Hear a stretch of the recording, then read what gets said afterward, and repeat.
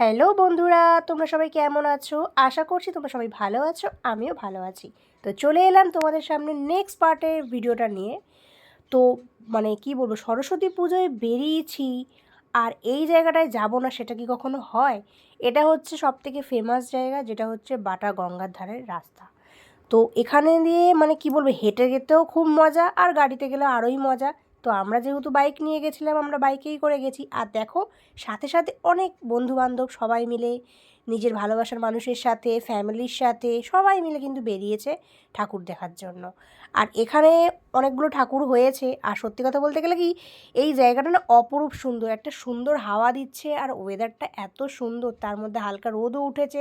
বেশ ভালোই লাগছে, যে খুব যে একটা গরমের ব্যাপার লাগছে সেইটা কিন্তু নয়, ওয়েদারের জন্য দারুণ। আর এখানে সবাই সুন্দর করে শাড়ি পাঞ্জাবি পরে, সরস্বতী পুজোর যে এই ট্রেন্ডিং ব্যাপারটা, শাড়ি পাঞ্জাবি পরার অপেক্ষায় কিন্তু আমরা ওয়েট করে থাকি একটা বছর।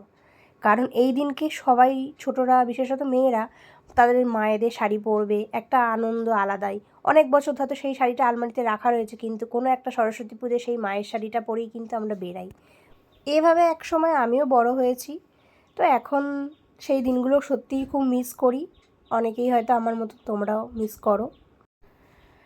ওই যে কিছুটা দূর এগিয়ে গেলেই চলে আসবে সেই স্কুলের দিনগুলোর কথাও মনে পড়ছে, যে এই সরস্বতী পুজো উপলক্ষে কত মজা হতো। স্কুলে যাওয়া, বন্ধুরা মিলে একসাথে সেখানে একটু হইচই করা, আড্ডা, মজা দেওয়া, এই স্কুল থেকে ওই স্কুল ঠাকুরগুলো দেখা, তারপরে প্রসাদ নেওয়া। খুব সেই জিনিসগুলো সত্যি এখন ভাবি যে কেন এত তাড়াতাড়ি বড় হয়ে গেলাম। দেখো, তোমাদের সাথে গল্প করতে করতে চলে এলাম অনেকটা দূর। একদম চলে এসেছি 28 তলা বিল্ডিং। যারা বাটানগরে থাকো তারা জানো, আবার বাটানগরের বাইরে অনেকেই হয়তো জানো। এবার যারা জানো না, তো তারা দেখো, খুব সুন্দর। এখানে এলেই সেই আকাশের দিকে তাকিয়ে থাকার মতন করে বিল্ডিংগুলোকে দেখতে হয় মাথা উঁচু করে। আর ভালোই লাগে বেশ। স্কুলের সামনে অনেক দিন পর এলাম। ইচ্ছা ছিল গঙ্গার পাড়ের দিকটা যাওয়ার, কিন্তু আর গেলাম না, কারণ অলরেডি অনেকটা লেট হয়ে গেছে আর খুব ভিড়ও ছিল। তাই এদিক দিয়েই ঢুকে একটুখানি ঠাকুর দেখলাম, দু একটা ঠাকুর রয়েছে দেখলাম স্কুলের পাশে। ভেবেছিলাম স্কুলে ঢুকবো, কিন্তু স্কুলের গেটটা বন্ধ ছিল। ভাগ্যবশত সেটা আর দেখা হলো না। ওই বাইরের দিক দিয়ে একবার স্কুলের দিকটা তাকিয়ে চলে এলাম। এটা হচ্ছে বাটা বয়েজ সামনেই, তারপরেই রয়েছে বাটা গার্লস। এদিকে 2-3টে ঠাকুর করেছে খুব সুন্দর বেশ, সেগুলো একটু দেখে নিলাম। বেশ ভালোই। গলার অবস্থাটা একটু খারাপ, একটু অ্যাডজাস্ট করে নিও। ঠাকুর দেখে কমপ্লিট করে এবার বাড়ির দিকে রওনা দিচ্ছি। মনটা পিছন দিকেই পড়ে রয়েছে, যে আবার একটা বছরের জন্য ওয়েট করতে হবে, কিন্তু কি আর করা যাবে, এগিয়ে চলতেই হবে। তারপরে একটা প্যান্ডেলে বেশ ভালো লাগছিলো, খুব সুন্দর। এখানে তো দুজন মিলে একটুখানি ফটো ভিডিও একটু তুলে নিলাম।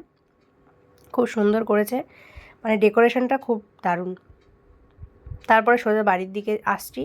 আর এখানে দেখো কত লোক, এই যে শুরু হয়েছে, এখন শেষ হবে না। ঠাকুর দেখার তো শেষ এখন নেই, কারণ এখানে থিম করে পুজো হচ্ছে। এটা এখন অনেক দিনই থাকবে আমাদের এখানে। আর তারপরে এখানে তো মেলা তো রয়েইছে। তো মোটামুটি দেখছি দোকানপাট ভালোই খুলে গেছে। তো সব লোকের আনাগোনা, বাইরের থেকে যারা আসছে তারাও দেখছে, প্লাস বাটনগরের লোকজনও আছে।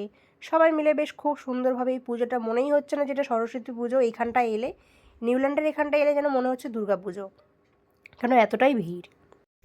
এতগুলো প্যান্ডেল তো তোমাদের সাথে শেয়ার করলাম। তো তোমাদের কোন প্যান্ডেলটা ভালো লেগেছে অবশ্যই কিন্তু কমেন্ট করে জানিও। সব ঠাকুরই সুন্দর, সব প্যান্ডেলই সুন্দর, তাও জাস্ট একটু বললাম যে কোনটা ভালো লেগেছে একটু বলো। তার মধ্যেও তো থাকে 19-20, সেই অনুযায়ী কেউ কিন্তু এটাকে কিছু মাইন্ড করো না। এই ঠাকুরটাও দেখো খুব সুন্দর, মুখটা এত সুন্দর, কি বলবো, যেন মনে হচ্ছে তাকিয়েই থাকি। আর তারপরে এখানে ডেকোরেশনটাও খুব সুন্দর করেছে, ঝাড়বাতিটা দেখো, একটু ইউনিক লাগলো, বেশ সুন্দর। তো এইভাবেই সরস্বতী পুজোটা কমপ্লিট হলো। তা আশা করছি তোমাদেরও খুব ভালোই কেটেছে সরস্বতী পুজো।